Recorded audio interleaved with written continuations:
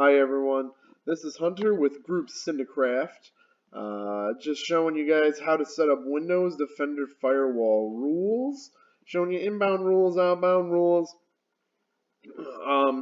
Inbound rules are rules that govern inbound from the scary internet to your home network, home domain, home computer.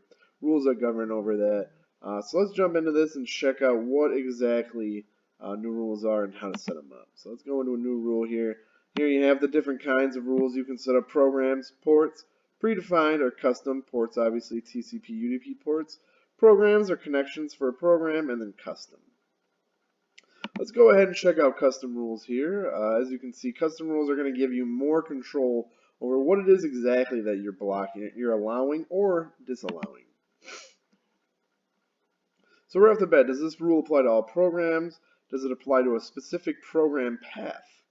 Does it apply to services that you can customize? Let's just say it's going to be a rule that applies to all connections on this computer. Hit next.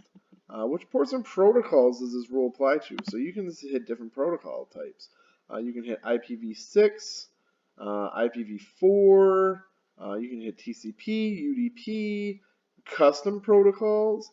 You have all these protocols at your fingertips for you to play around with, but let's go ahead and do ICMPv4. That's going to affect, honestly, everything that comes over using standard ICMP protocols. Now you can select different local ports, remote ports, but right now none of that's available because we just selected the ICMPv4 option. We can customize different all ICMP types. We can hit specific ICMP types. We can do address masks, anything here, echo requests, redirects, destination unreachable. In this particular one, why don't we customize this a little bit? Let's go with destination unreachable. So any ICMP packets coming in from the internet will be allowed if they're destination unreachable ICMPv4 packets. Hit next. Scope. What IP addresses does this rule apply to? You can do specific IP addresses, so I guess you could set it up for your friends, maybe like a company if you're expecting these things. Now, obviously, this is not best practice. None of this is best practice to set up specific IP addresses because IP spoofing is just so simple to do. It's really not best practice to try to filter it out based on IP address. What you should really be filtering it out on is like things that you really need. If you really need these, these destination host unreachable packets coming into the network, then just do it based on that. Now we can customize this. Now here's where I said you can allow these connections, but you can also block these connections.